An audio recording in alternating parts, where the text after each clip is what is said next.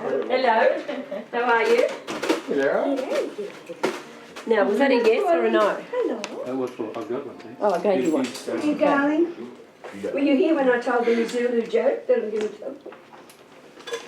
Oh, I've spoiled it by saying that, actually. Well, don't start like that tonight. It is a rehearsal after all. It's a joke rehearsal. Forget the music. You know. I was just saying that. And Ella will be there that I've known for 82 years, and Persephone will be there that I've known for 3, you know, the scope of the... Yeah. Great. I was very grateful for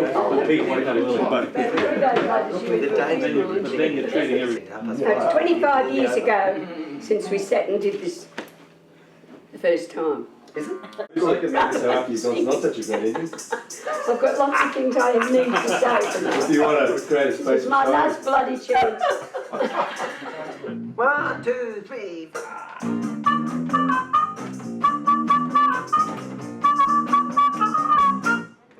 Some of these days, you're gonna miss me, honey. Some of these days, gonna feel so lonely. You'll miss my hugging and my kissing. Miss me, honey. While I'm away, I'll be so lonely. For you only, 'cause you know, honey, have your way. Me, that's gonna be, gonna be so big, fat, red, mama, one of these days. To the Spiegeltent and Madam Pat's Come On performance.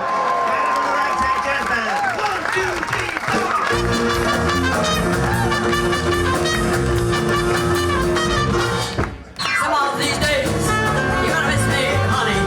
Some of these days, gonna feel so lonely. Miss my hugging and my kissing.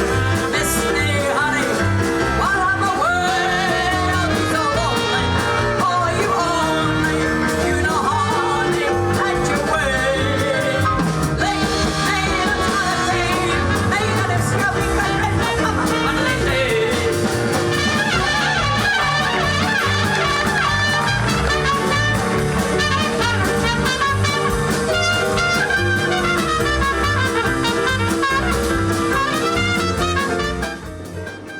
In 25 years almost with Pat, there has never been her strike rate, and the strike rate of the band is absolutely flawless. It's a 100% strike rate of making that emotional connection with people, and it's got far more to do with than playing the right notes.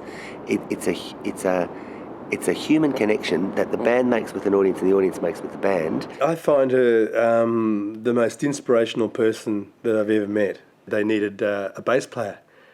And I said, well, I'll play bass, and I didn't play the bass, but I just wanted to hang around with her so much because I hadn't met anybody who had that love of life, the passion for living. In Pat's wake, and wherever Pat goes, there's this incredible spirit that travels with Pat. It's a spirit. It's a humanity of the highest moments of life and the lowest moments of life. It's a human experience. It's a kind of a great emotional journey as anyone would testify that has ever met and been in the orbit of Pat Thompson. You know, she's always alert and with the moment, and she's had a few really bad moments, and she can float above them or steer her way through them, and they're very bad moments, and I think she's a great shining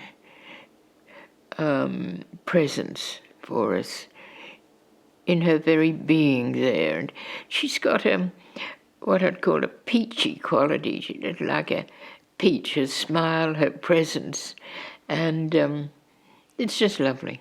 She comes on, and here's this old dame in a chair, and the music starts, and she bursts. This incredible voice that I tried to describe, that incredible voice, and she's marvellous, and all the musicians around her just zoom in. No, it's just a wonderful flashing experience, yes. Pat's ability to communicate through music is unique. In fact, I don't really know a performer, except somebody maybe like Judy Garland, who's not the greatest singer in the world, but who also communicates in a very emotional way. As an entrepreneur, as a theatrical entrepreneur, I don't know what would have happened if Pat had continued her career when she was at Tivoli, when she was about 16 or 17. She could have been extremely famous, I think, because she's one of the most engaging performers that I've ever seen on stage. So if she'd been discovered, I suppose, or discovered her talent earlier and had it fostered, then yeah, she would have been a world famous phenomenon. I've no doubt about it. And we love the piano man. One of these days, you're gonna miss me, honey. One of these days, gonna feel so lonely. You'll miss my hugging and my kissing. Miss me, honey. All the world is so lonely. Oh, you only, you know, honey, at your way. Say that's my way. Say what is your big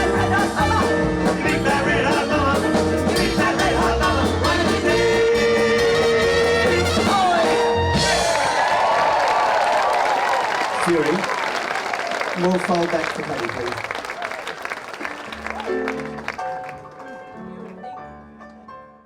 My first impression of Pat was going to this Mother's Club, as we called it then. They would call it a Parents' Club today, I suppose, but going to the Mother's Club, and Pat, this little girl with curls, standing up there singing this little song about two naughty boys going to school who found the apple tree. And when they find the apple tree, of course, they're terribly excited and it's all ooh-ah, but when they've eaten too many apples, it's a different story.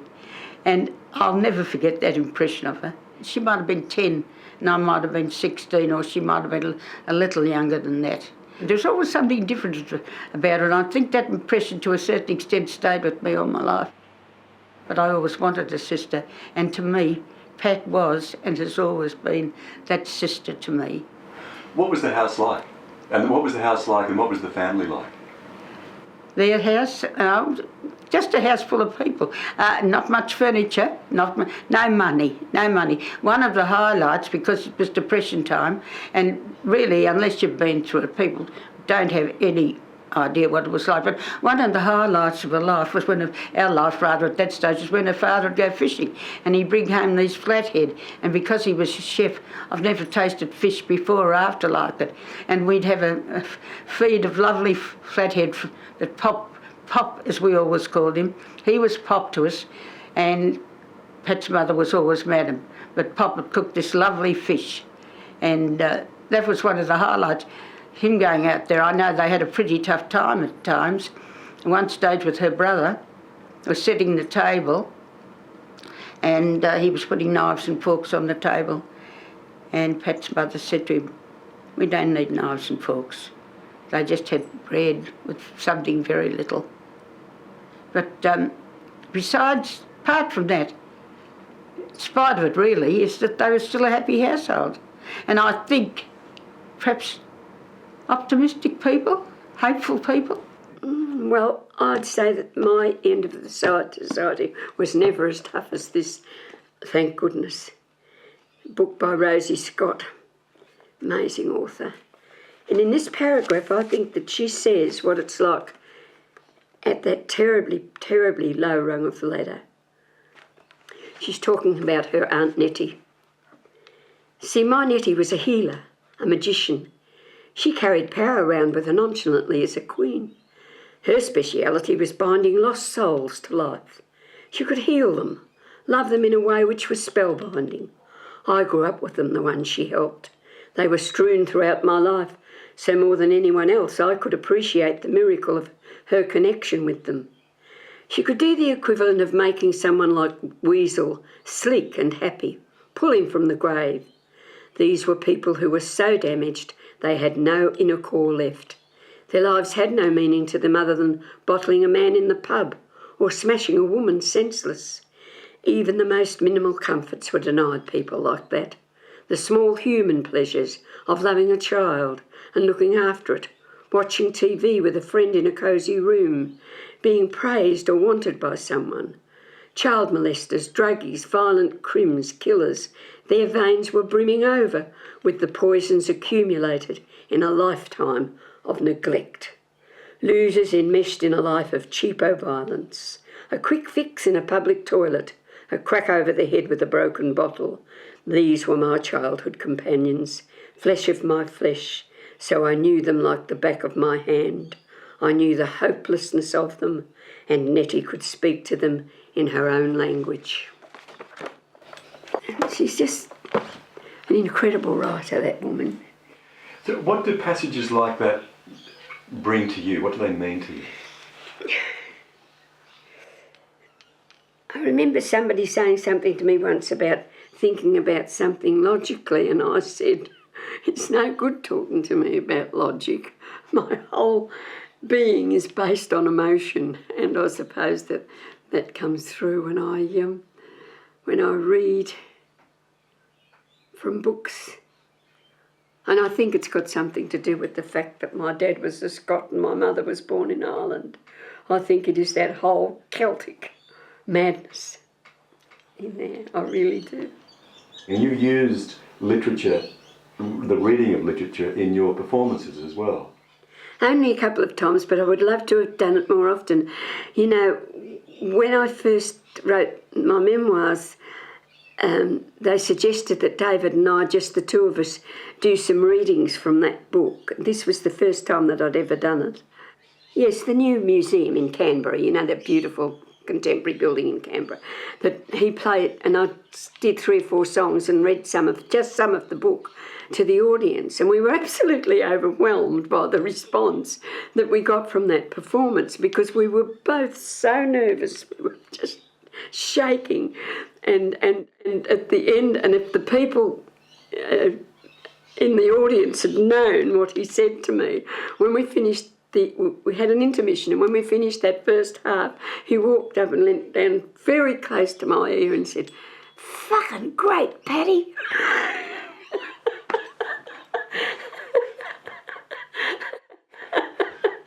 And we really enjoyed doing it.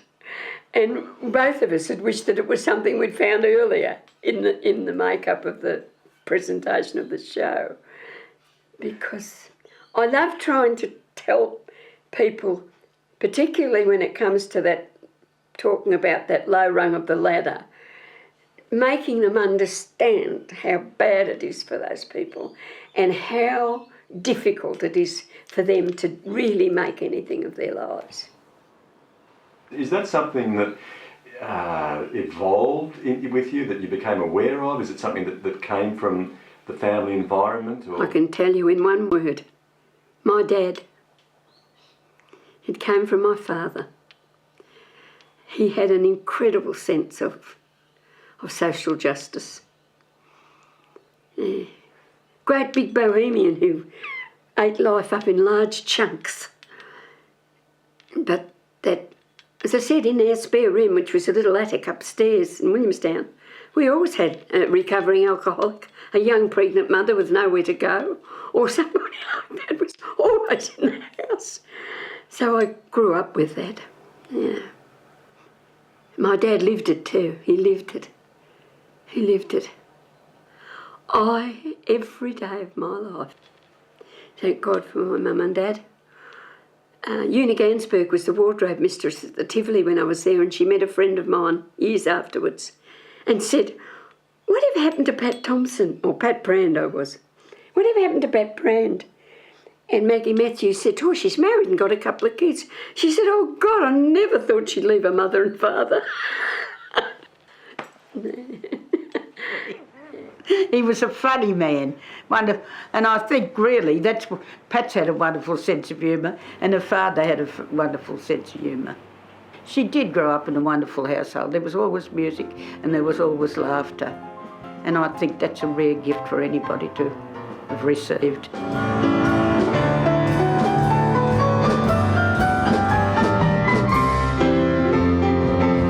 Go back where you stayed last night. I don't want you no more. My new papa is a regular now. Get away from my door. come in here, start talking about your last pair of laddered silk hose. I know you're crying for a chance. Well, you had it, you lost it, and it's gone. You can take that old cedar chest you once called a trunk,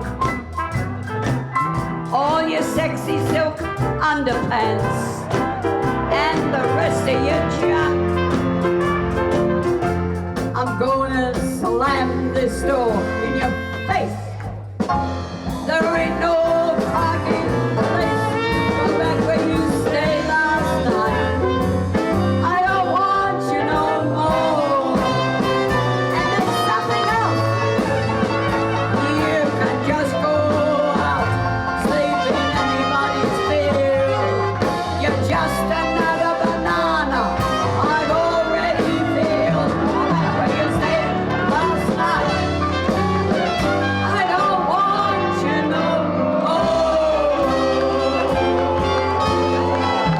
You old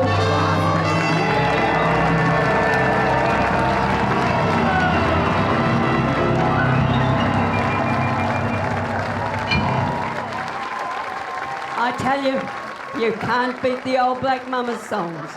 No two ways in the world. You know, those incredibly oppressed people, the thing that kept them alive was sex and music. That's for sure.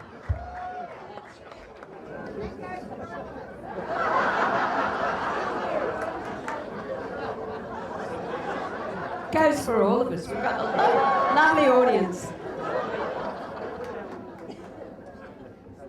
Where did the music all start?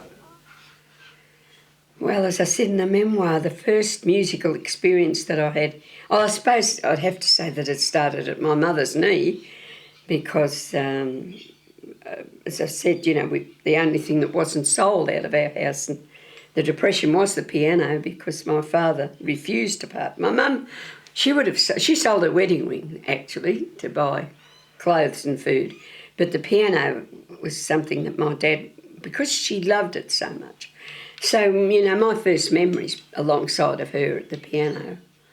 And then when I was 7 years old, we were living in these 3 rooms at the back of a fish shop that we'd been evicted out of our home, and that was where we found accommodation. And there was an ad in the local paper that said, wanted fair, curly-headed girl for a part in the comic opera Rip Van Winkle. Rip Van Winkle was the name of the comic opera. To play the part of Rip's little daughter Alice. And, you know, the conversation between my mother and some of our dearest friends was really quite ridiculous about how they'd get me there, how my aunt cut down one of her aunt who was deceased, one of her dresses that had all this beading on it, and she cut it down to make a little dress to fit me. I can still see that. I should have kept it. I should have kept that dress. And I didn't have curly hair, I had straight hair. So my mother used to tie it up in these little bits of rag, as they did in those days, and it comes out curly, like a Shirley Temple curl. But if she didn't have time to do that, she would put a beret on me and get a pair of curling tongs and curl my hair up around the beret so that and she'd say, "Now don't you take your hat off," when I'd go to rehearsals. But anyway, going for the audition, I was never more frightened than anything in my life, but I got the part. And so that was my first musical experience. I was Rip's little daughter Alice in the comic opera Rip Van Winkle. Where was it at? At the Caulfield Town Hall. And then, of course, you know, life after that 6 weeks, I fed the family. I ran for 6 weeks and I fed the family for 6 weeks. And what years were these, Pat? That would have been I was 7, so that would have been 1930. And then I got quite ill with a chronic bronchitis thing that wouldn't go away. And of course, the doctor told my mother and father that it's, you know, I should go into the mountains or get some seaside air or something like that. And as I've said, you know, they had no understanding of our monetary situation. But my dad got on a train one day down to Williamstown and found this old broken down house that was empty and found out who owned it and went and asked the woman if he did it up, could we live in it so that he could bring his sick daughter down there. It was only 100 yards from the sea. And she agreed, which was mind-blowing stuff, really. Mrs. Angus, her name was. And anyway, so we moved to Williamstown. And for some reason or other, we got together through the school. Really, I think our parents met through, mothers met through Mothers Club. And my mother, who had a big heart, always took somebody under a wing. And it happened to be this family of the Brands, and they were like people in that respect. They had big hearts and open houses. And I think, like them, my mother used to say, if your heart's big enough, your home's large enough. And I would say Pat's home was a very large home. To us and to my family, they brought another aspect of life, a little bit of glamour, I would say, into her life, because particularly her mother, she was like, you know, nobody I'd ever met before. She started a little, you know, singing and dancing class. We'd do anything to get a few bob to feed us. And we had the piano, so she set up Mrs. Brand's singing and dancing class because she was a very good dancer. And that threepence was a lesson. You know, we put on concerts and things like that. And there was no professionalism in my life at all. What was the next break, as it were? That I went into professional theatre, yeah. Well, once again, it was, you know, calling for auditions for the Melbourne Tivoli Theatre. And when my mum said, why don't we have a go, and I, you know, once again, talk about terrified. So we applied to, you know, for me to do an audition. And that was an amazing experience because you don't see these people that are watching you to see whether you've got what they're looking for. You're just looking into this great black sea and you've got this one tiny little microphone in the middle of the stage and this huge auditorium that, you know, held God knows how many people, and they finished up bulldozing it down, which broke my heart. And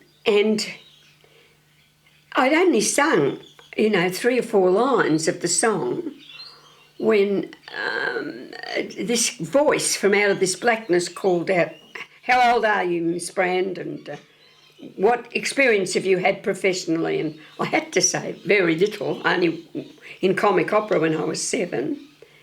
And he just said, report for rehearsal 4 o'clock Friday afternoon and we'll take it from there. My mum played the piano for me to do the audition, so I had to sit there with these professional musicians that I didn't know and that I felt sick about. And I can remember that I sang Alice Blue Gown, which was one of my father's favourite songs. And, oh God, isn't it awful? It's the CIM 85. Seems to me I've heard that song before. And then this woman came up to me and lovely, she was a lovely woman, and explained all the conditions and what I'd get and that I would do what was called the job of a soubrette, that, you know, you stand on the side of the stage dressed up to kill while somebody else is performing on the stage. Well, we couldn't believe that had happened to me, of course. And, I mean, it was just... And £3.10 a week. That was an absolute fortune. And so that was... And it was just because I was only there for like a matter of months, really. I wasn't there the full year, and that was because of a family tragedy that it stopped. But just, you know, there was Roy Reen and George Wallace, who was the most gorgeous man, and big Jimmy Fitzgerald and all the amazing Australian comics and the likes of Jessie Matthews, and you were there with them, and you had to walk out on that stage and with this tiny little microphone fill that auditorium. And that's why I always say I'm an old vaudevillian belter, and that's exactly what I am, you know. You said it only went for a few months that you were doing that. Oh, well, we used to do a matinee and I'd go home between matinees and the night show and have a meal and a shower and things like that. And this night I'd been there about 9 months and I got off the train and walked up the street and just, it's funny, premonition is a very strange thing. There was a group of people standing at my front gate. I had to walk across this paddock over to the gate of the house and there was this group of people and I knew that something had gone wrong and I ran. I started to run and I got there and my 11-year-old sister she'd run out behind a bus and been knocked down by a motorbike and was in the hospital. My mother and father had gone to the hospital. My brother had been called at work. He was already at the hospital. And so I just, there was a friend there with a car, which was a very rare thing that anybody had in those days, took me over to the hospital. And there wasn't a mark on her, but she was bleeding internally. The handle of the motorbike had gone right through her kidney. And she lived for 2 days.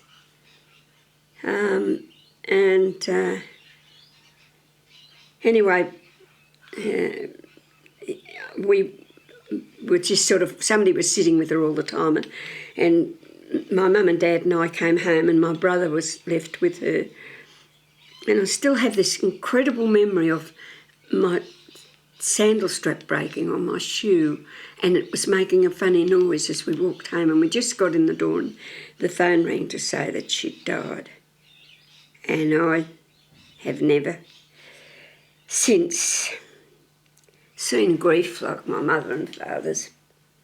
It's etched into my soul, their despair.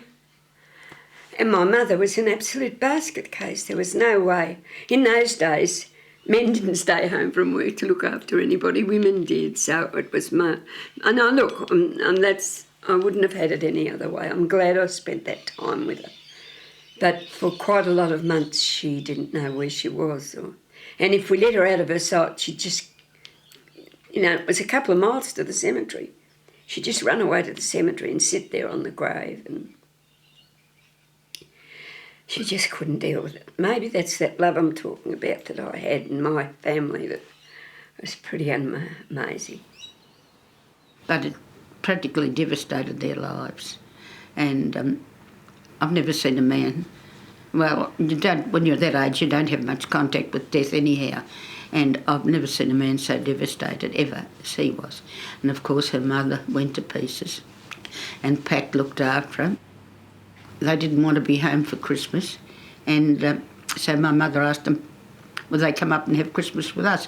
So we had from then on, always had Christmas together when they were here. But it really was a dreadful, dreadful time. Well, Pat's life stopped, practically, and that's what amazes me about her. Her formal education stopped, and she had very little education, in the sense as we regard education. She got a lot of education from her family because they're very intelligent and bright people. But her formal education stopped. And that's why I'm amazed that she's doing the things that she is today.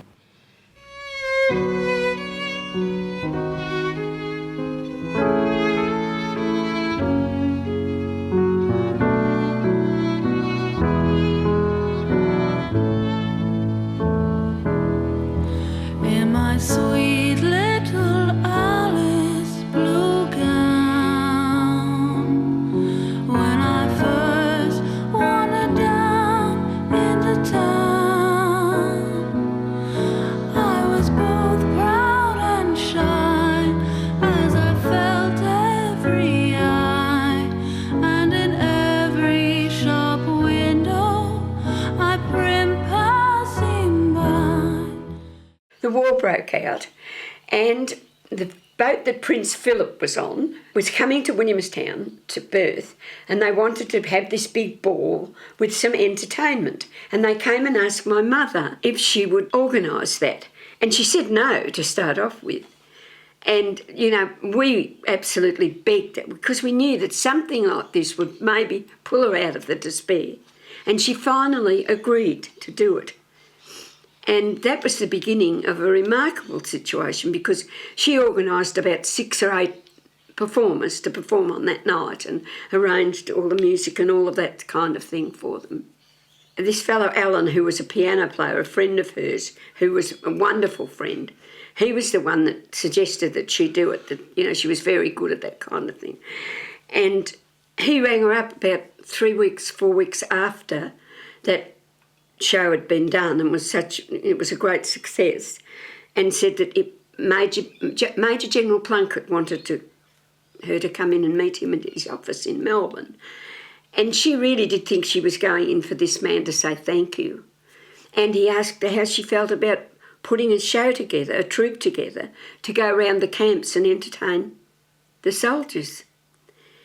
And, you know, that became just an amazing adventure.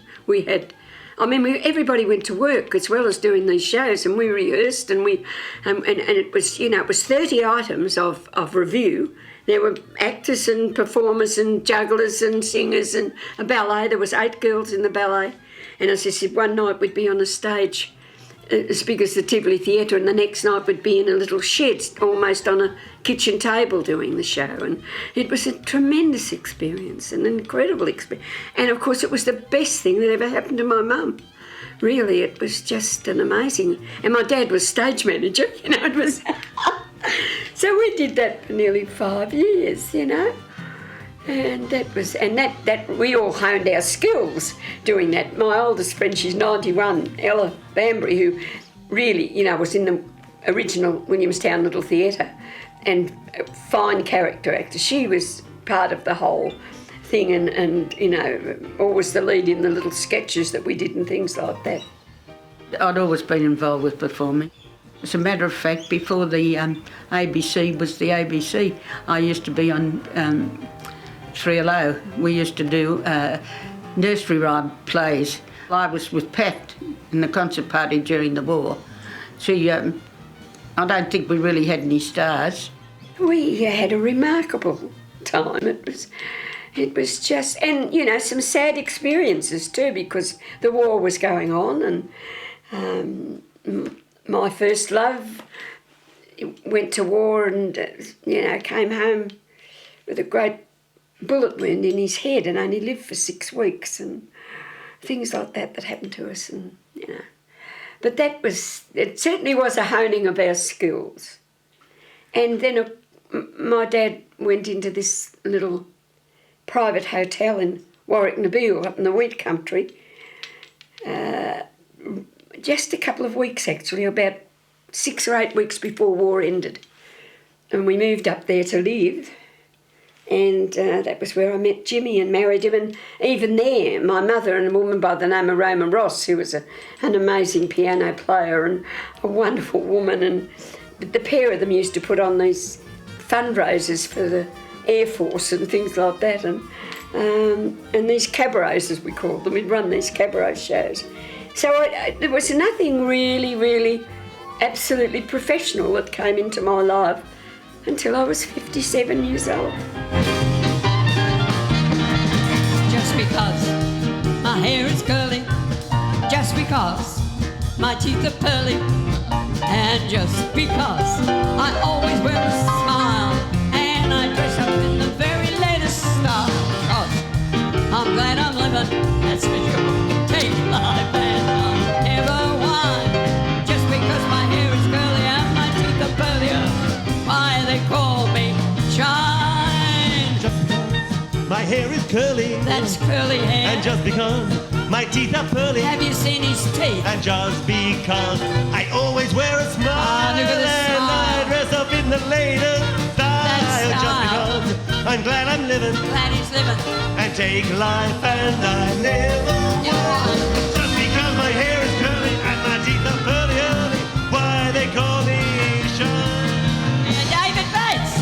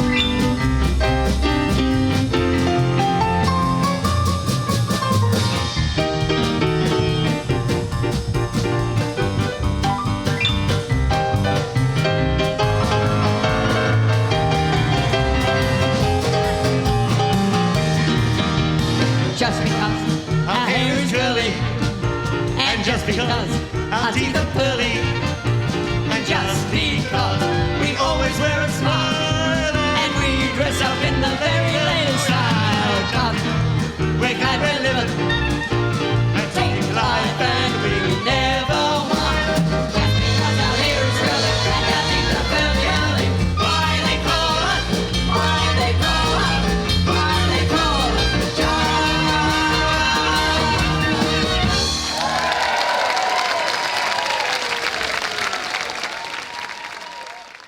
I met Jimmy at the end of the war in Warwick-Nabeal, a little country town that my family had moved to. My father leased what they called private hotels in those days, the Coffee Palace, the Warwick Coffee Palace, with a little private bar upstairs that you could only serve guests. It wasn't an open slather hotel.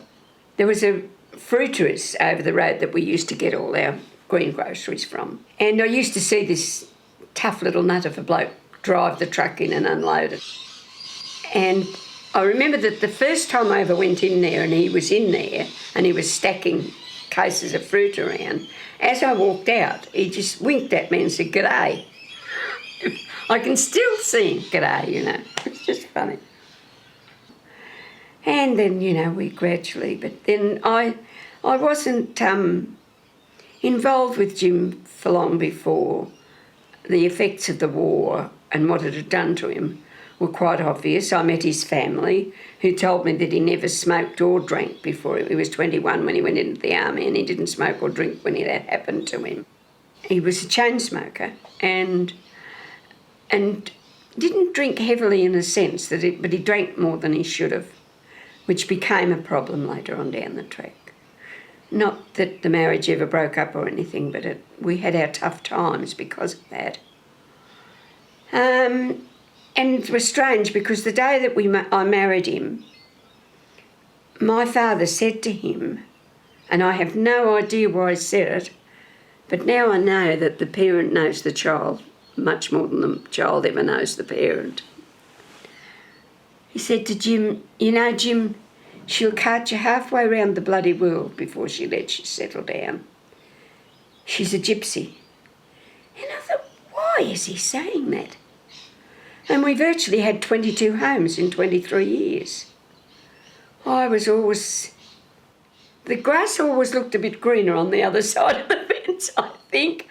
My kids used to say that if I was reading the Weekly Times on a Saturday morning, which was a country paper, that they used to pack their bags because I'd be looking at the situations vacant. It was like a lot of other marriages. It had the wonderful side to it because I loved him. God, I still love him. Cocky little, tough little, hard-drinking bugger that he was, I loved him. And he was, in many ways, he was the best husband. You know, he had wonderful qualities. He was so good. If you woke him up at 4 o'clock in the morning to drive from Melbourne to Mildura to do something for a mate, he was there without asking you why. But what was one of the things that worried me, Jim would occasionally disappear, and he was driving trucks then for Tommy Moore. They were wonderful people, the Moore family, and Tommy carted inflammable liquids around the place, and of course Jim would disappear for 2 or 3 days sometimes with a load of petrol or something on the back of the truck. And, you know, Tommy would go off looking for him. Usually find him in the corner of a country pub somewhere, you know, smashed off his face, and bring him home to me. And a fortnight before I had my second child, he was, you know, late getting home. I heard the truck and I thought, oh, thank God for that. And he came in and he really was quite drunk. I walked into the bedroom and he got up off the bed and fallen, and he had this great gash. He was just lying there in a pool of blood. Now, he had a very bad head injury while he was in the army, so I just panicked. He wasn't quite conscious, that's for sure. But anyway, he sort of, all of a sudden, he was sort of just... I still remember, you know, he sort of came to and he went, "I'm as free as the breeze. What's to stop me?" And his sister was mortified. because she was a very good church-going lady, Berners. Anyway, I got him onto the bed and he went, I made him a cup of tea and he went to sleep, and I finally got into bed alongside of him. About 4 o'clock that morning, he woke. And of course I woke instantly too, and I said to him, "Are you okay?" And he just looked at me and I said, "Do you want anything?" And I can still see him looking at me, and he said, "Only a good swift kick up the arse." And he wasn't, he wasn't a drunk in the true sense, my husband. I'd say he was anything but he went on a bender occasionally. And of course, I'm telling you this story because today, and I was 82 before they gave me a war widow's pension. And when a friend of mine went to the War Office and got his file, which they're all there, he could not believe the surface he'd seen and what had happened to him. And of course he was a victim of all of that. He never talked about it, never ever talked about the war. And I remember once him saying to me, "If they ever start again, Mother, dig a bloody hole down the end of the yard and bury me in it."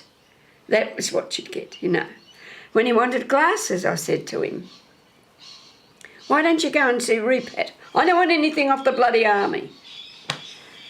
So these men came back expecting to fit back into an ordinary everyday life. And they, God knows what was in their heads. I don't, But, that's how our life went on. We wandered.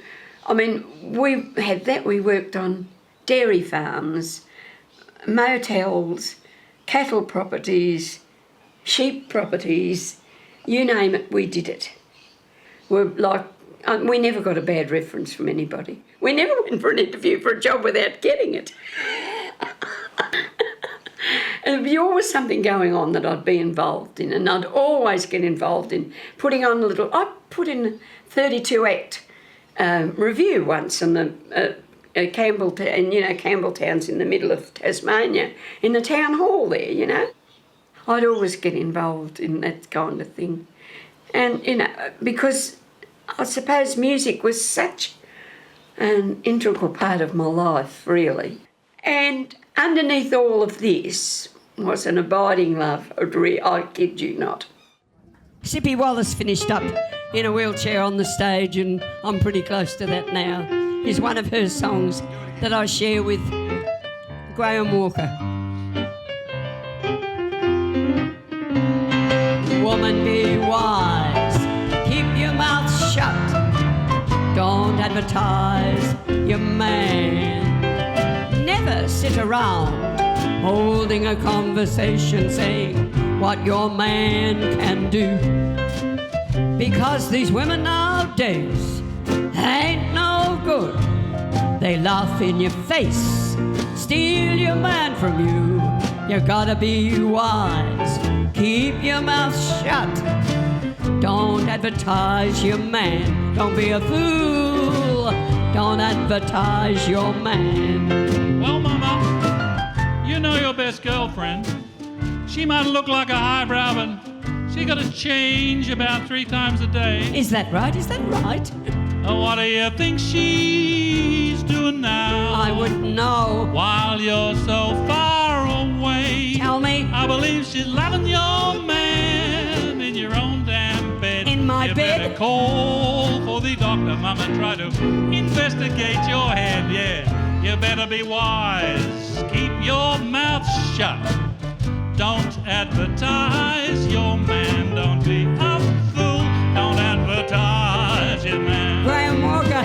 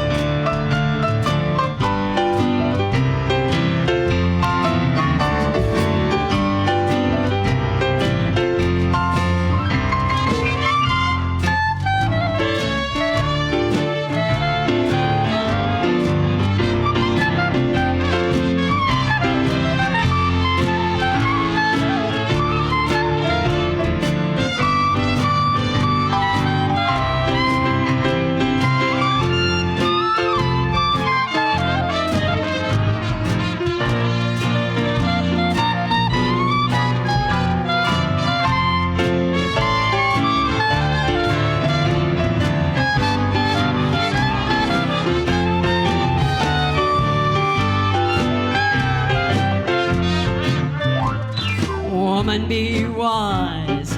Keep your mouth shut. Don't advertise your man. Never sit around holding a conversation saying what your man can do. Because these women nowadays, they ain't no good. They laugh in your face. They try to steal your man from you. Gotta be wise. Keep your mouth shut. Don't advertise your man. Don't be a fool. Don't advertise your man.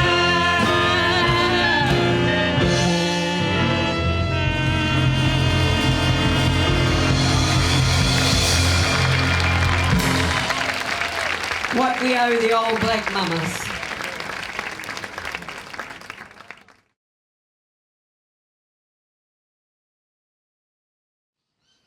We had been at the Myawamba, which was a place that was for kids, that, damaged kids that they used to run these schools for, and we cooked for them and caretake, did all of that sort of thing. And I was 44 or 5 and I was very tired. We had been working very hard for a long time. And I just wanted to get out into a little suburban house and live, an ordinary life for a while. And we went and saw this little place in Electra Street in Cheltenham, and we thought that we could manage to put a deposit on it, because Jim had never drawn any war service or anything, so we knew that we could probably get a hand in that way. And we did. They begged us not to go, but I was ready to leave, and we left and bought the little house and moved in. And just at that time, if you want me to be very honest, I have to tell the story the way it happened. I became menopausal. And I've only had one other friend in my life that has been able to relate to what I always say. I felt that I spent the inside of the next 3 or 4 years inside a black tunnel. It did terrible things to me hormonally.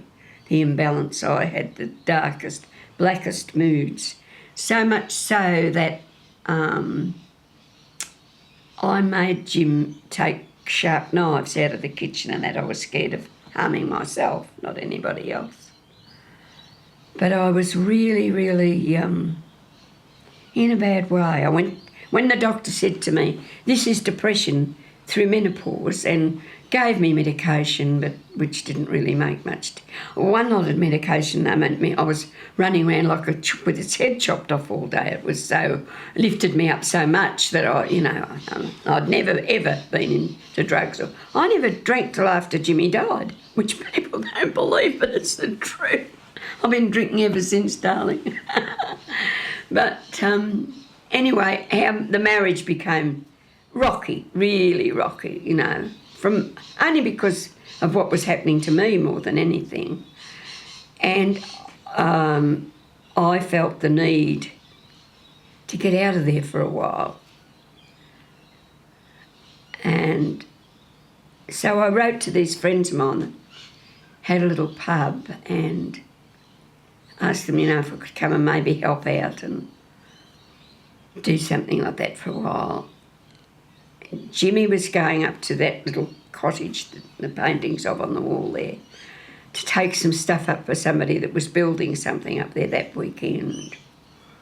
And these people said yes, not really knowing that what I was doing. I didn't know what I was doing when I think about it. My kids, thank God, have never blamed me for this, but we never went anywhere without each other, Jim and I. We never moved without one another. And we could sit in a motor car together for 1,000 miles and not say a word and be perfectly content just to be there. I just wrote him a little note and said that not saying where I was going, anything. I just wrote him a little note and left it on the table and said I had to get out of the place for a while and my head was doing strange things and blah, blah, blah, blah, blah. It was a short note, and he came home, found it, rang, friends, where is she, what's she done, what's happening, where has she gone? Nobody knew. And Nancy, a friend of mine, said to him, for all you know, she could be at Kevington. Why don't you just put the stuff in the truck and go there and see if that's where she is? Well, that's what he did.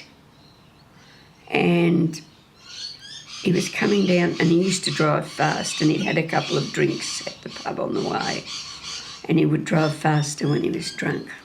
I don't know that he was, they never ever said that he was, but he had been drinking, but anyway, he was coming down this hill, which he always used to say was the most dangerous bit of the road between Melbourne and Kevington. It was a really big, curvy, very steep, winding hill. And he was coming down there very fast, and it was just dusk. And according to a couple of kids that were in a utility behind him, a car came over the bridge with its headlights full on at dusk, and they reckon there was no two ways about the fact that it blind, because he just died instantly. He just went straight into the bridge. Like that. I can't go on now, Bill. Sorry. That's okay, Pat. Friends came and got me and brought me home. And my kids Jim was on a plane from Mount Isa and Katie was there. And of course they were by my side, but my feeling of guilt and unbelief, I think, of the fact that he died. And if anybody wanted proof of who he really was, there were 8 priests on the altar celebrating his mass. And you could not, the church was absolutely packed to the doors, big church in Cheltenham. You couldn't get in. And Father Doyle, who was a very, very dear friend of ours, with all of this going on, and as you can imagine what it was like with 8 of them up there. There were Jesuits and Franciscans and diocesan priests and people we got to know through working in the boys' homes.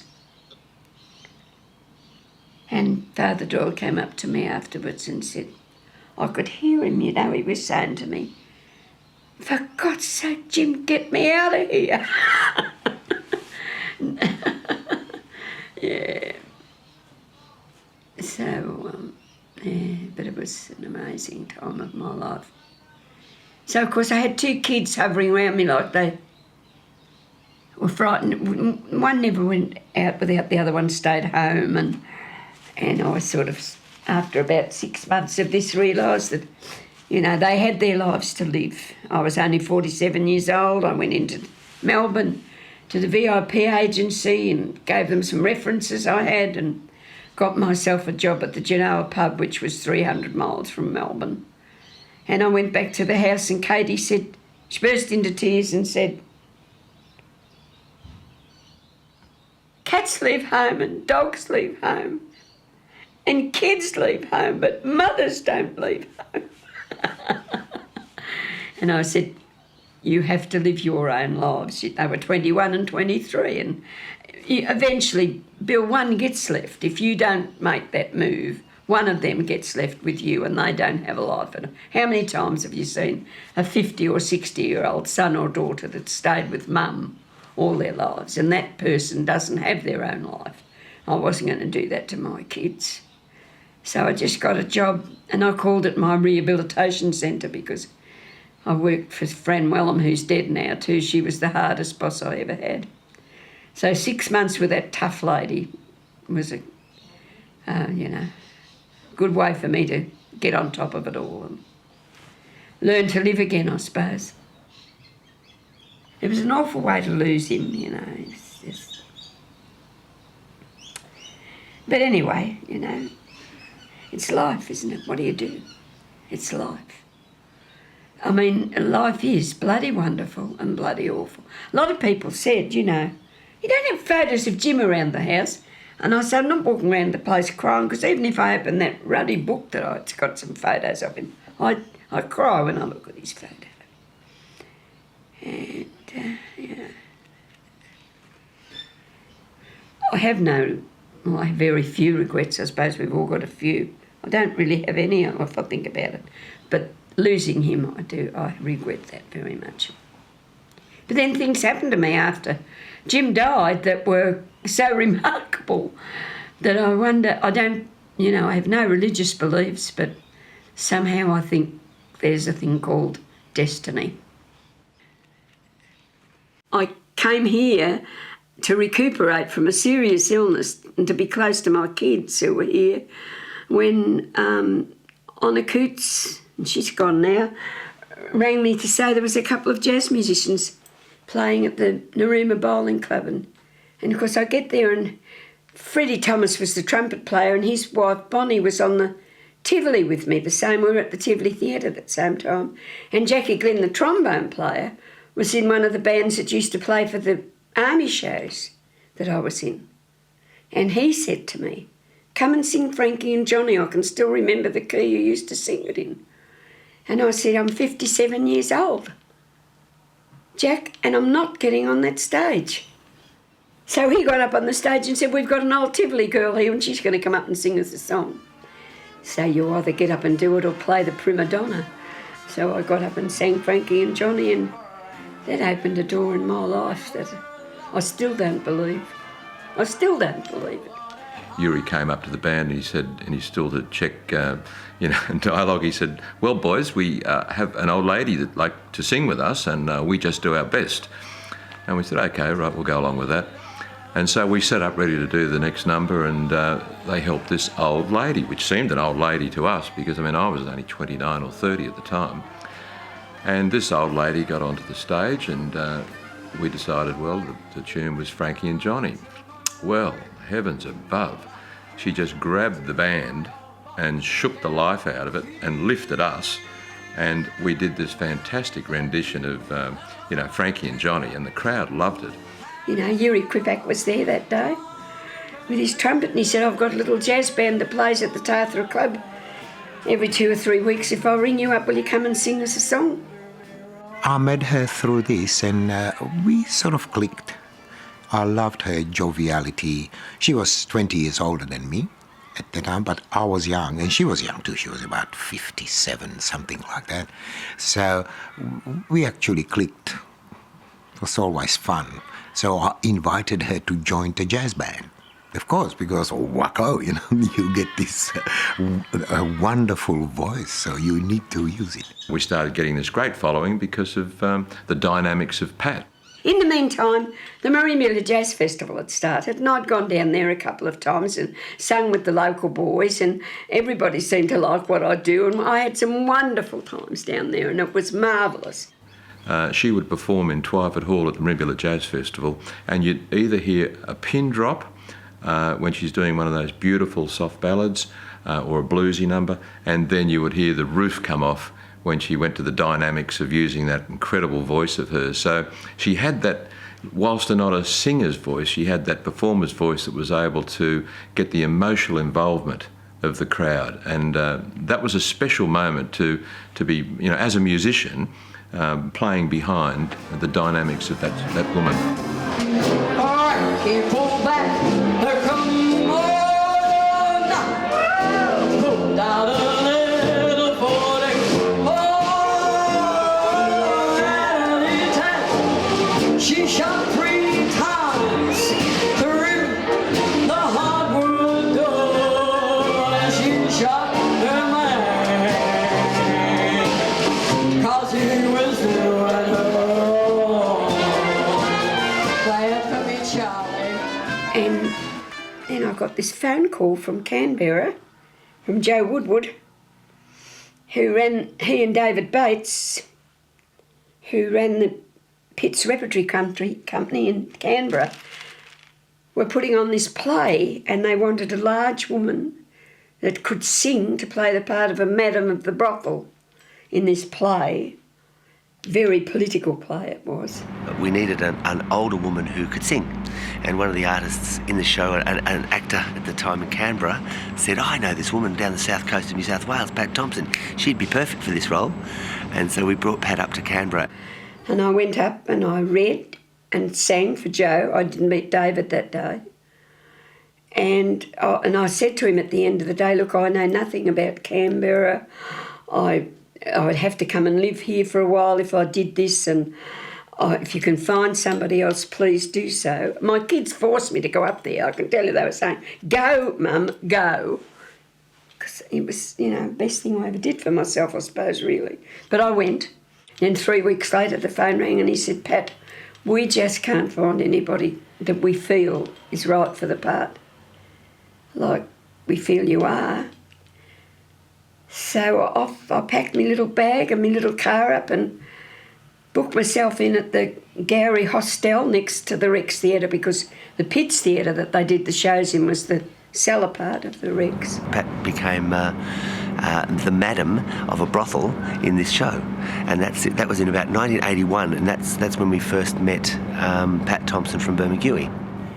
And for the first time for as many years as since I'd been in a school play, I sat down on a bed and learnt lines and was surrounded by these people. I had no idea who they were, what they were about. The first morning it was freezing cold. Walked over to the Pitts to rehearsal, and David was sitting at the piano. I had a little book with 5 songs in it, and I put it down on the piano and was halfway through singing Some of These Days, and David Bates called out to Joe Woodward, who was standing on the stage listening, "We've got to get this song into the play. We have to get this song into the play." But I came home. It was strange to come home. I'd been up there for 3 months and I'd loved these people. I just loved these people.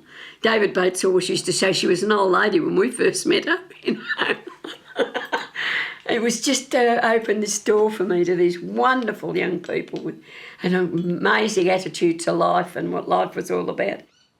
But I came home here and there was a young... he was a Vietnam veteran actually, so everybody's young to me now that I'm 85. But he was a beautiful guitarist, and we used to do a little bit of jazz music around here, just, local stuff, fiddling around. Pat, for a long time, had wanted to just take a little band around the old pubs that she had worked in or she knew about, or the kind of pubs that she had worked in, for many, many years before. And I said to him, Graham, it would be wonderful, I reckon, if we could get hold of Yuri and maybe form a little jazz band and go out in the bush and play music to people that never really heard, that nice, swingy, hot kind of jazz. And he said, if you ask Yuri, if you're game enough to ask Yuri.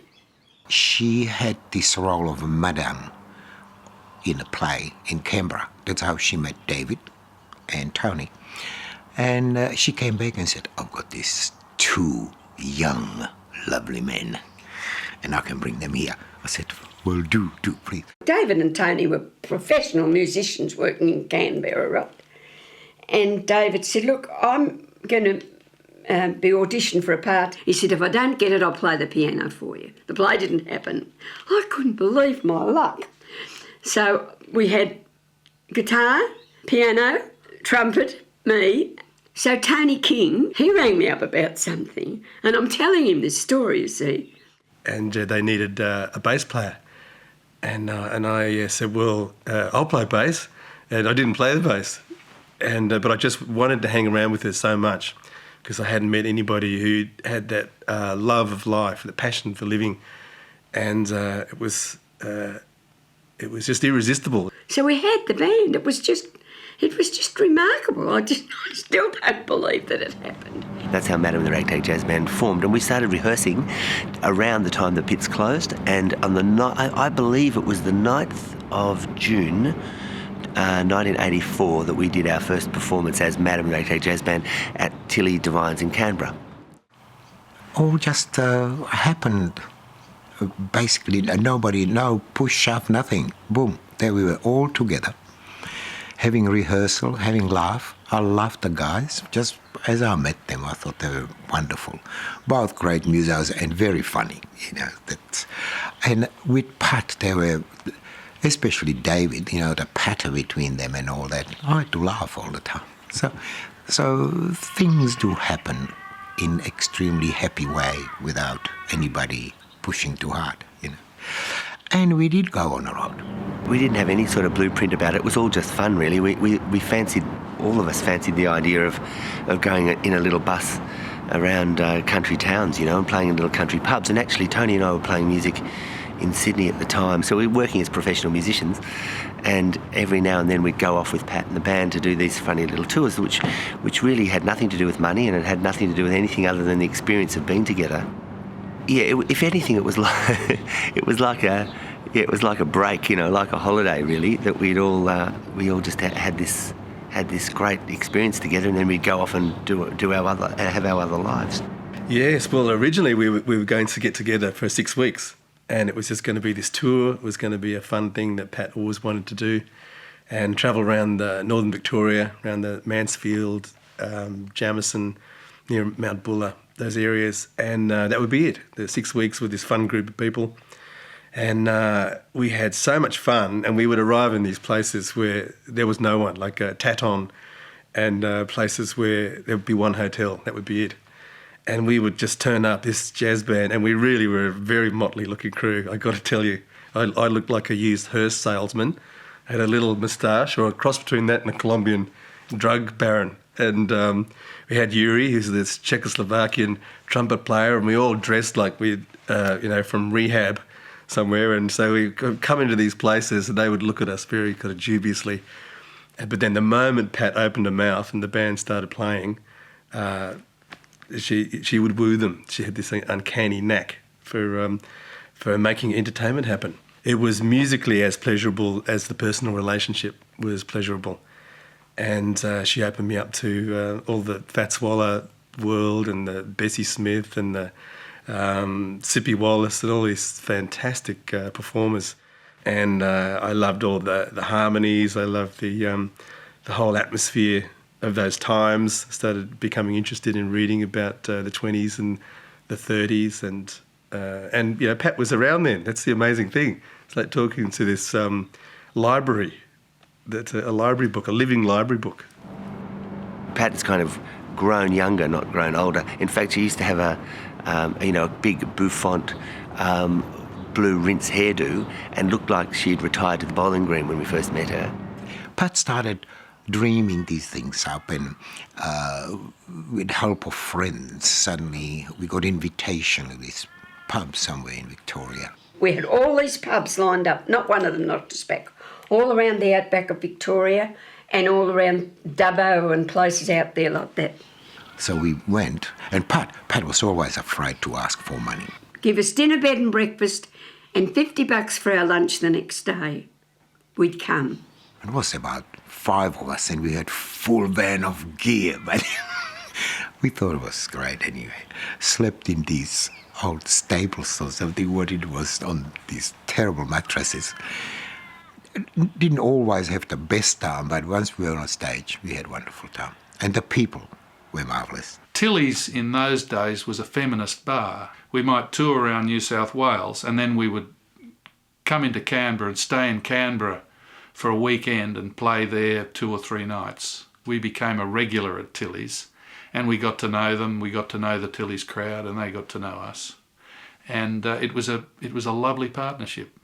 Pat's appeal, you might say, to the sophisticated city people like you would get at Tilly's, was the same as to very, very conservative country people in, somewhere in the wheat belt in New South Wales. Pat has this wonderful personality, shining personality, and everybody takes to her so easily. So that was great, And if anybody had told us that day that we'd finish up on the other side of the world, I never would have believed them. That was fantastic. We had the Victorian tour. We went through New South Wales, and we did quite a few gigs in Melbourne in particular, because the Melbourneian jazz fraternity loved Pat. And sort of starting to go to jazz festivals in Australia and popping up in places like the Geelong Jazz Club and the Melbourne Jazz Club, and playing in Sydney and here and there. The band kind of grew out of those jazz festival experiences, kind of got a wider audience, got better known. And from that, we sort of dreamt about going to Edinburgh in particular, which has jazz and fringe festival. And both of them would be suitable for what we were doing. I started riding away to jazz festivals around the world because we fancied doing some touring overseas. Now, Yuri probably would have been the first choice to go to Europe with Pat, but he was trying to get his own, establish himself as a professional musician in Sydney. So that, fortunately, gave me the chance to join a fabulous group. So once again the letter writing started, and for grants and things like that. We never ever got a grant. We just worked our butts off at gigs and put as much of it in the bank as we could. We had a response from a jazz festival in Dreieich, which is just outside Frankfurt. And that was a jazz festival. It was in the grounds of a 12th century castle. Charlemagne the Great's summer castle, his retreat, in a little village outside of Frankfurt, was the first gig. Amongst these ruins, what wasn't ruins was the lovely cellars underground at the back behind the stage, where they were serving copious amounts of beautiful German beer. That was our change room, prep room. But that worked out famously for us. We weren't known as a band, so we were given a very early slot, 6:30. And Pat had them for 40, 45 minutes. And they were pretty stirred up by the end of that. So much so that when another band scheduled at 9:30 didn't arrive because of transport problems, we were asked to go back on stage again. And so Pat had another 40 minutes. Well, by that time, that's all Pat needs. I need a little sugar in my bowl.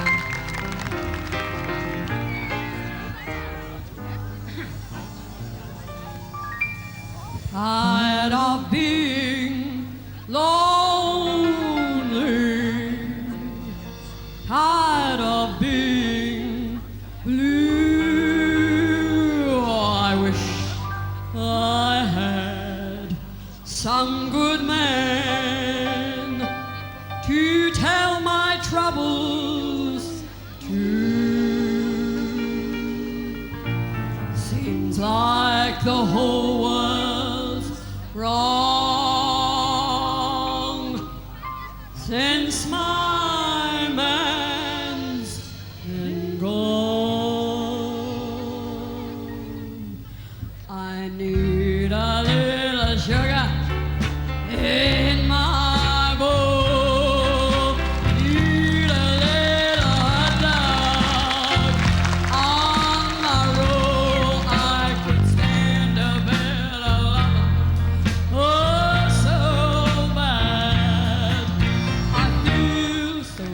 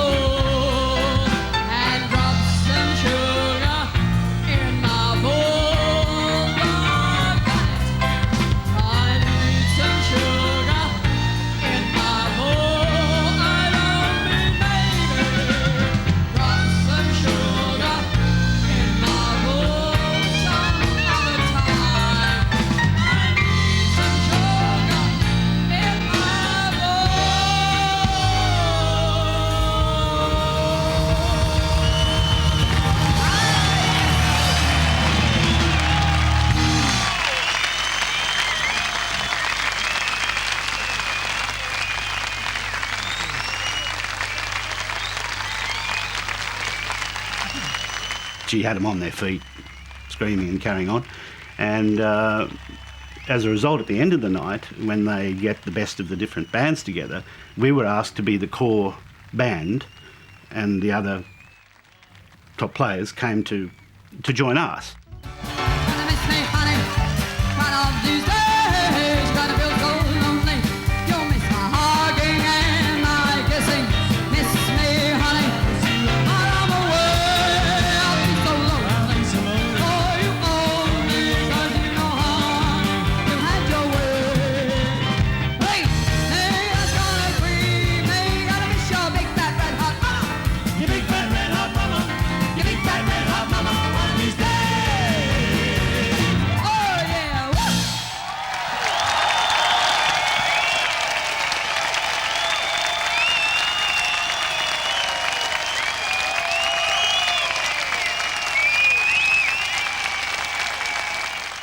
And then we took the train to Edinburgh. And our Edinburgh brief began straight away. We were part of the McEwen's Jazz Festival, which runs in association with the main Edinburgh Festival and the Fringe, and there's also a book festival there. And our brief was to play the pubs. 2 gigs a day, lunchtime, sort of 12 till 2, in the evening, 6 till 8 or whatever. And we did 5 days in a row. So it was hard work. Now the theory was that we'd have a different audience in each pub, but the audience from the first pub followed to the second, to the third, and by the end of the last pub we were setting off fire alarms with the number of people in the place. So, and that also, I don't know, was a factor in getting us invited to play at the Edinburgh Club. They loved us so much that we were brought into the main performance venue for our last performance that we weren't programmed to do, but there was such demand for Pat. We got a following. I mean, as soon as we started to play, then wherever we played, this group of people would turn up. Every place we played at, every hotel and every venue was the same as in Australia. They were packed and they loved it. We couldn't believe the response we got. It was remarkable, and it finished up in the festival hall with the director of the festival giving us a written invitation to come back, and French champagne and the whole bit. It was just, and they were hanging from the rafters at everything we did. We did Germany and Edinburgh the first time, and then the next time we went, we did Germany, Edinburgh, Prague, Vienna, London. We were 3 weeks in Germany, worked all over Germany. So Yuri took up my role, as I'd taken his. He took up his role again. And then we went back a few times after that, went back in 1991 and went to the same places and more and others, and put together with Yuri and I put together a fantastic tour through, his homeland. We went to Prague and Brno and also ended up in doing some concerts in Holland and other places in Europe and Paris. We played in Paris for a week. Rue de la Huchette, it's called, a tiny little club downstairs, Paris, 13th century cellar in Paris, which is it's one of those memories that I still pinch myself and wonder, did that happen to me? People said to me, the Parisians they're not friendly here. Well, I'm afraid I don't agree with that. They used to sit along the edge of the stage and cry when I sang. They treat you almost with some kind of reverence when you're an old performer. And it was just to be really recognised. In Frankfurt, we went over the road to have coffee after the show and walked into this big cafe, and we walked in the door and people stood up and clapped. It was overwhelming for this little tin pot band from Australia that hardly knew what it was doing there. But we played in some of the most remarkable. In Prague, we played in the club that Graham Bell had played in before the Russians took over, and of course jazz was for 40 years. They weren't allowed to play jazz. And we went back there and played in the same club. We suddenly have this circuit in Europe, and from there we would go to Edinburgh. Can you imagine what sort of response that the Madam and the Ragtag Band and the Rent Party Band received in Europe? I mean, they're absolutely blown away, and I think it's reflected in the reviews that were given at the time. So let me just read you a few. Pat Thompson is a phenomenon. This is far, far more than trad jazz. Here is a performance straight from the soul, and that's from the Scotsman. Bloody unbelievable, the list. The hit of this year's Edinburgh Book Festival is no literary supremo, but Melbourne-based jazz band Madam and her orchestra.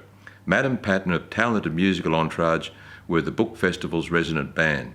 They played to sell-out audiences throughout the 2.5-week jamboree in the splendour of the 1920s mirrored Spiegeltent, and if you've been in that, it's unbelievable, which I'm sure you have. The centrepiece of the tented village which houses the festival's 400 events. That was fantastic. And the 72-year-old singer received 3 proposals of marriage, a less decent proposal to spend a night of cramped passion in a British rail sleeper, and that was on a train to London, and then 34 bottles of malt whiskey. So you wonder why I'm sitting here contented at 85, wouldn't you be? If that had happened to you when you were 57 years old and all of a sudden for about 15 years you're wandering around the world with these beautiful boys making music. God, my mother and father, God, my dad especially, they would have just loved the fact that I did that.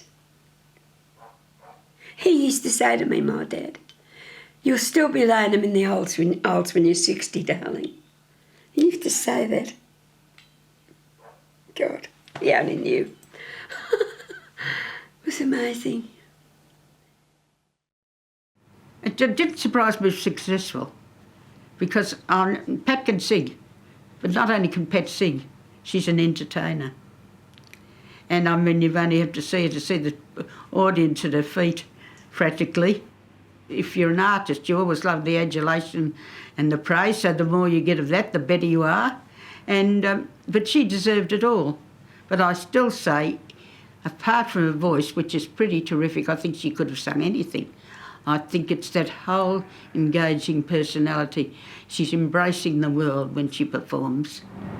She would always love being able to throw the clothes in a case and join the band and become one of the boys. And, you know, there's always a great deal of love and support, for us all as we travel around. But it was absolutely an opportunity to not be coddled, in fact, by family, and to be able to get out on the road. And it was kind of living another life. It was absolutely terrific. After a woman of the 40s and 50s, bringing up family, children in country Australia, to then find this life in sleazy bordellos of Paris. I can remember David Bates and I were sitting in a little cafe in London, and he said to me, "I want to tell you something." And he said, I really am worried about this. And he said, when I come over here and we're doing this touring, he said, "I don't miss anybody." I said, "You and me both, darling." I loved it. I loved it.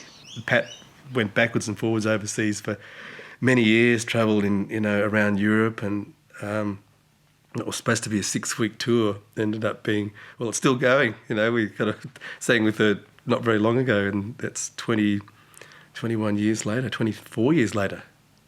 And she was very inspirational in the forming of my values. I was only 24 when I met her, and she made me realise there was a lot more to life. Life was broader. It was there's something very all-encompassing about Pat, where the music is just part of a complete philosophy of life, and that's what I got from her. One of the things I love doing with her is to sit down and she reads letters, because she's a mad letter writer. She'll write, an angry or passionate letter to a politician every week. And to hear Pat read her letters is even better.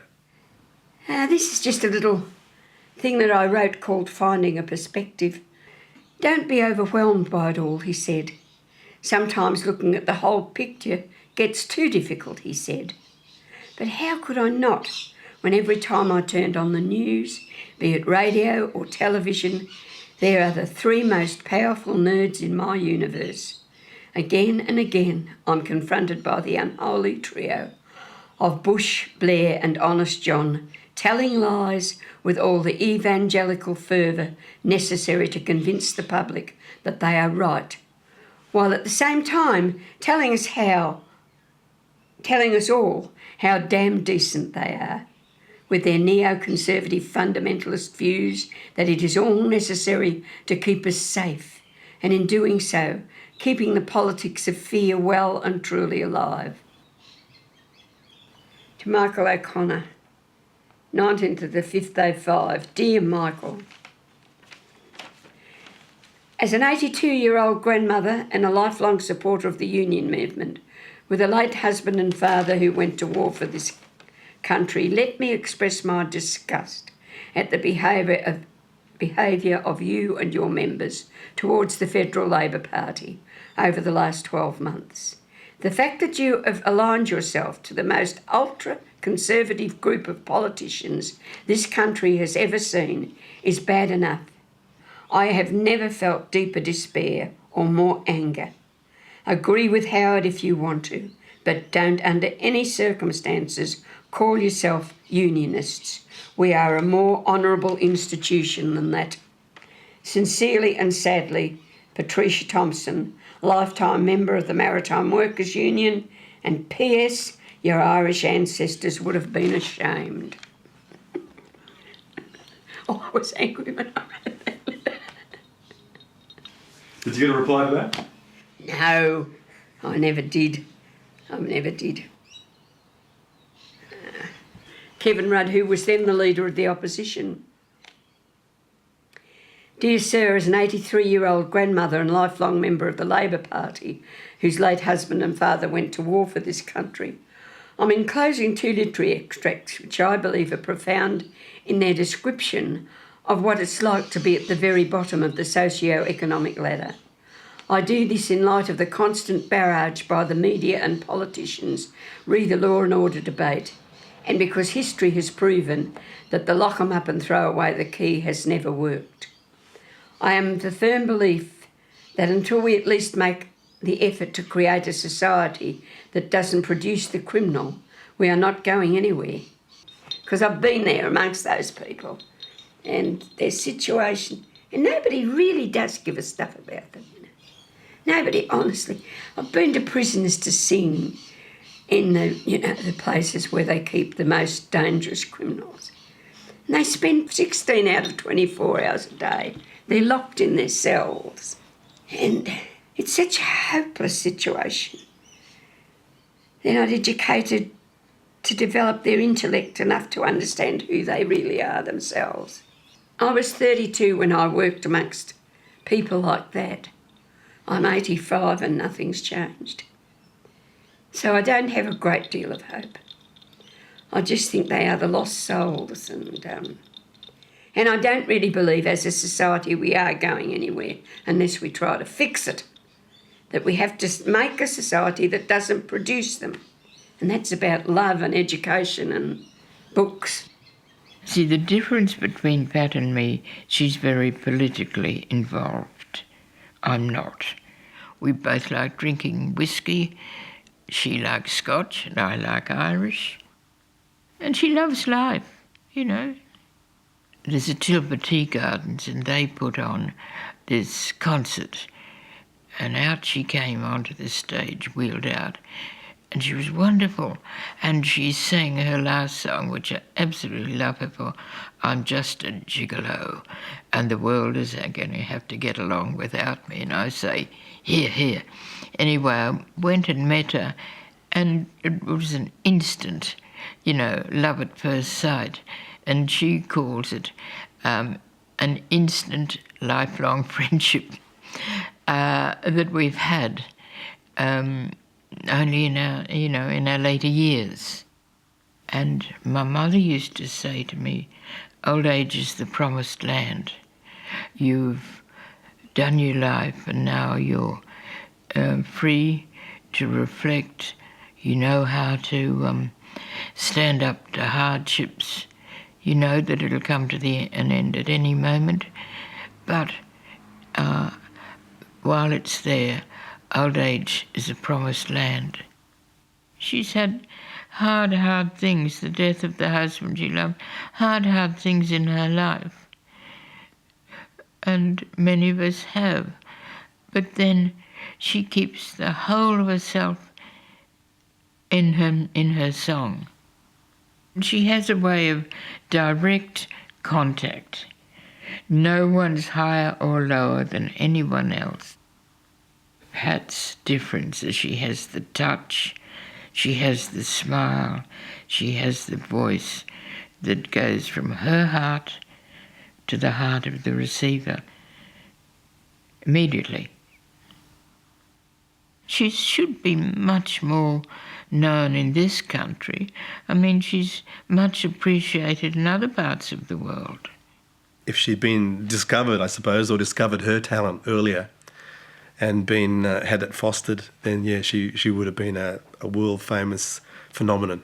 I've no doubt about it. I just think that she was born to do what she did. She started off doing it, then the obstacles have stopped her from doing it, and then she just fulfilled her destiny. It's like she was a wine that was put away to mature for a while. So when she was brought out, it was a revelation of an early flavour, and I think that was part of her success. Because everybody loved Pat. Pat is such she's got magnetic sort of powers, and so a lot of people followed her. Every time we came back, they just flocked to the shows. It was great. We then went back as part of the Edinburgh Book Festival, and that's when I first really engaged with the Famous Spiegeltent, and we would be the sort of resident entertainment at lunchtimes, and then we did concerts at night as well.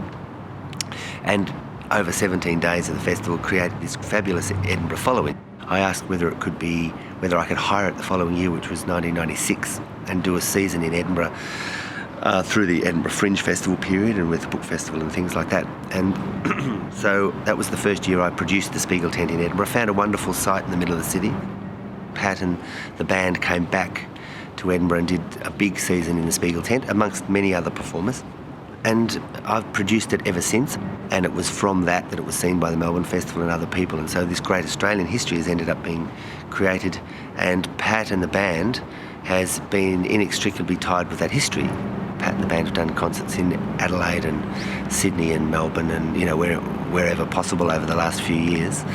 Pat's been performing in the Spiegeltent. Pat and the band have always been a real cornerstone of those seasons.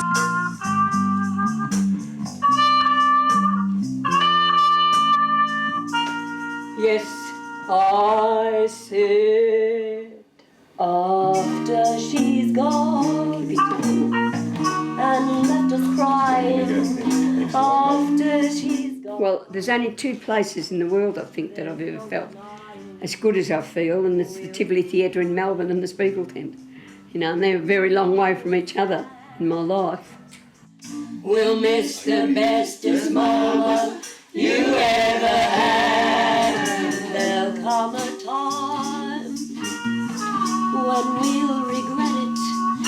There'll come a time, don't you forget it.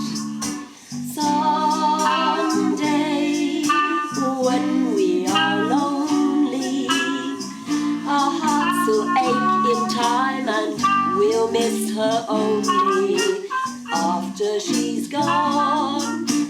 After she's gone away.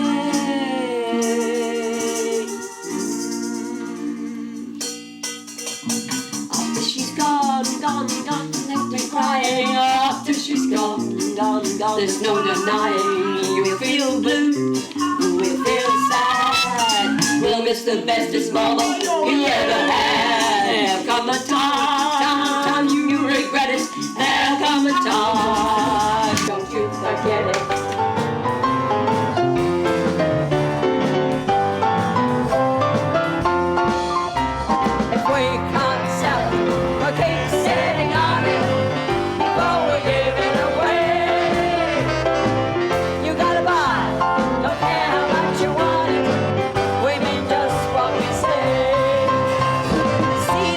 shall buy them big for wear and tear.